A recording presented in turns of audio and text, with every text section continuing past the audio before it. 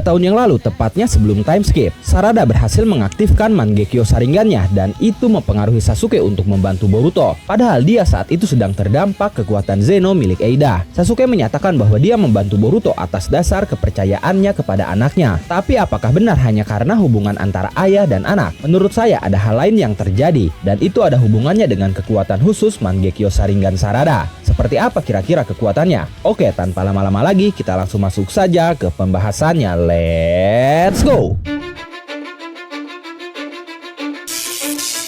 Cause I don't give a fuck what you say. Yeah, I'ma do shit my way. So you can go kick rocks, I'ma stack bricks up, build what I want to make. Yo, I got a lot of shit to say, so I'ma do this every day. I'll be writing things until I'm fucking buried in my grave. 6 feet deep under, but my body won't decay.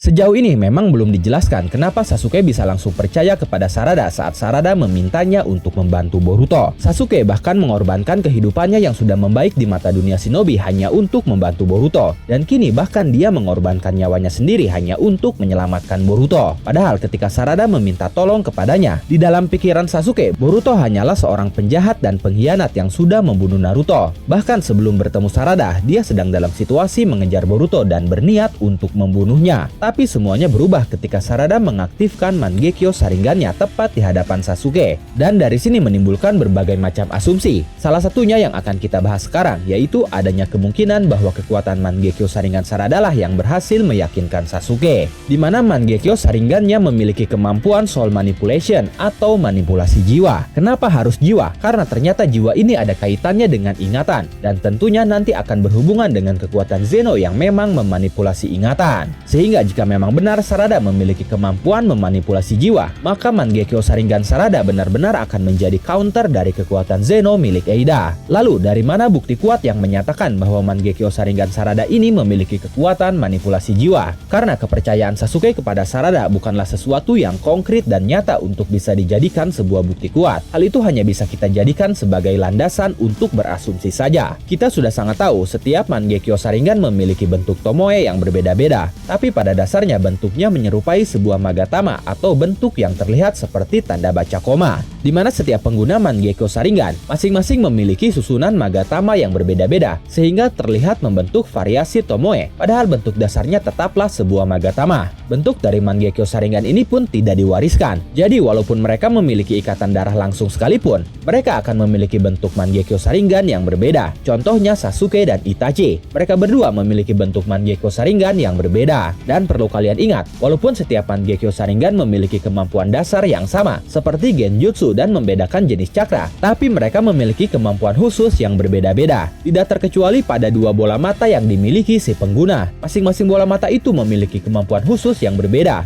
Contohnya Mangekyo Sharingan Itachi, satu matanya memiliki kemampuan Amaterasu, dan satu matanya lagi memiliki kemampuan Tsukuyomi. Nah, artinya mata Mangekyo Sharingan Sarada akan memiliki kemampuan yang berbeda dari para pengguna sebelumnya. Dan sejauh ini belum ada kemampuan manipulasi jiwa dari pengguna Mangekyo Sharingan sebelumnya. Sekarang kita coba bahas bentuk mata Mangekyo Sharingan Sarada terlebih dahulu. Bentuk mata Mangekyo Sharingan Sarada ini terlihat seperti bentuk matahari yang sedang bersinar. Tapi jika kalian perhatikan dengan jelas, dalam mitologi dan budaya Jepang ada bentuk yang sangat mirip seperti Mangekyo Sharingan Sarada ini, yaitu pada Yata no Kagami. Yata no Kagami ini sebenarnya sudah diadaptasi dalam cerita Naruto menjadi salah satu nama kekuatan dari Susanoo milik Itachi. Yata no Kagami ini merupakan salah satu dari 3 harta suci kekaisaran Jepang, selain Kusanagi no Tsurugi yang berbentuk pedang, dan Yasakani no Magatama yang berbentuk permata. Sementara Yata no Kagami ini sendiri berbentuk cermin. Ya, cermin. Ini akan menjadi poin penting. Yata no Kagami mewakili kebijaksanaan dan juga kejujuran yang diambil dari sifat cermin itu sendiri, di mana sesuatu yang ada di hadapan cermin biasanya akan ditampilkan dengan sangat persis dan benar. Sehingga Yata no Kagami ini dikenal dengan kemampuannya yang bisa mengungkap kebenaran. Dan kemampuan ini sangat cocok dengan sosok Sarada, di mana dia sedang berusaha mengungkap sebuah kebenaran dari kemampuan Zeno milik Eida. Dan saat ini Sasuke menjadi satu-satunya yang berhasil dia berikan sebuah kebenaran, walaupun dilakukan tanpa dia sadari menggunakan Mangekyo Sharingan-nya. Kalian pasti bertanya-tanya, kenapa baru Sasuke? Dan kenapa Shikamaru dan yang lainnya tidak terpengaruh Sarada? Walaupun Sarada sudah berkali-kali mencoba mengungkap kebenaran kepada mereka. Jawabannya jelas, karena saat mengungkapkan kebenaran kepada Shikamaru dan yang lainnya, Sarada tidak menggunakan Mangekyo Sharingan-nya karena dia pun sebenarnya masih belum menyadari kemampuan dari Mangekyo Sharingan-nya itu. Berbicara tentang Sarada, tentunya kita pun bertanya-tanya kenapa dia tidak terdampak kekuatan Zeno. Bisa saya katakan ini ada kaitannya dengan kekuatan manipulasi jiwa dari Mangekyo Sharingan-nya tadi. Kekuatan Mangekyo Sharingan Sarada memanipulasi jiwanya sendiri untuk mengingatkan akan dirinya yang sebenarnya dengan ingatan penuhnya. Dan ini yang membuat dia tidak terdampak kekuatan Zeno. Ditambah ternyata ada sebuah istilah dalam Hinduisme yang sepertinya dijadikan sebagai referensi Kishimoto dalam menulis cerita, terutama terkait karakter Sarada ini. Dalam Hinduisme ada istilah yang bernama Dhruva Smriti,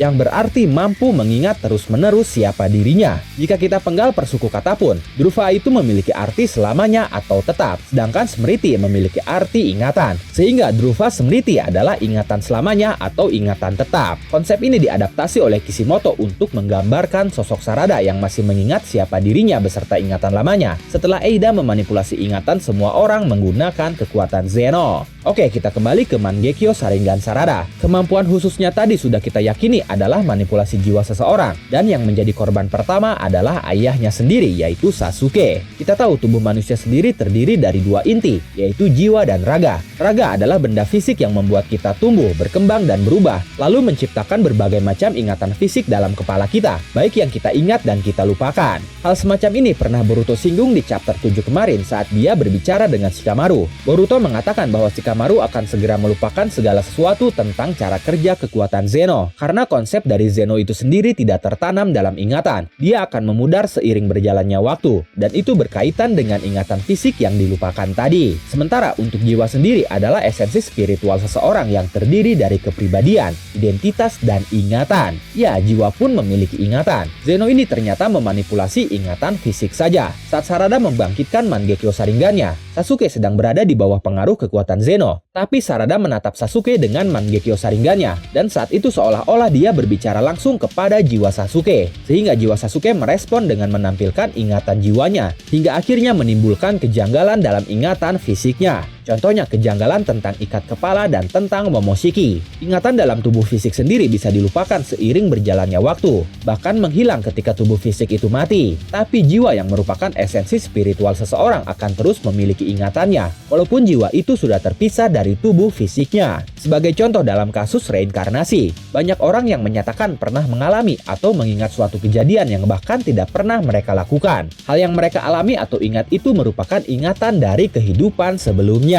Dari sini membuktikan bahwa kekuatan Zeno tidak serta-merta memanipulasi ingatan orang-orang secara penuh, tapi dia hanya memanipulasi ingatan dari tubuh fisik orang-orang. Sementara ingatan jiwa mereka tidak akan terpengaruh. Hanya saja ingatan jiwa ini ditekan oleh kekuatan Zeno. Itulah kenapa seseorang yang terdampak kekuatan Zeno terkadang bisa menyadari adanya kejanggalan dari ingatannya sendiri, seperti yang Sasuke alami. Tapi itu sebenarnya adalah salah satu upaya dari jiwa mereka. Jiwa mereka merasakan ketidaksinkronan antara ingatan fisik dan juga ingatan jiwa, sehingga ingatan jiwa mencoba untuk memperbaikinya dengan menampakkan rasa aneh, rasa janggal, dan lain sebagainya. Tapi sayangnya ingatan jiwa itu terus ditekan oleh kekuatan Zeno, sehingga dia akan tetap bersemayam dalam tubuh seseorang yang terdampak kekuatan Zeno. Tapi Sarada menjadi satu-satunya yang bisa memanipulasi jiwa dengan Mangekyo Sharingan-nya untuk menimpa ingatan yang sudah dimanipulasi kekuatan Zeno dengan ingatan dari jiwanya. Bagaimana menurut kalian? Apakah ini masuk akal atau justru terlalu liar dan mengada-ngada? Silahkan diskusikan, berikan pendapat, asumsi, atau teori kalian di kolom komentar. Oke, terima kasih sudah menonton video ini sampai akhir. Mohon maaf jika ada kesalahan dalam narasi maupun dalam terjemahan dan penyebutan istilah asing. Tetap nantikan konten Boruto dan konten menarik lainnya hanya di Nakama Ngatik. Sekali lagi terima kasih dan sampai jumpa di video selanjutnya.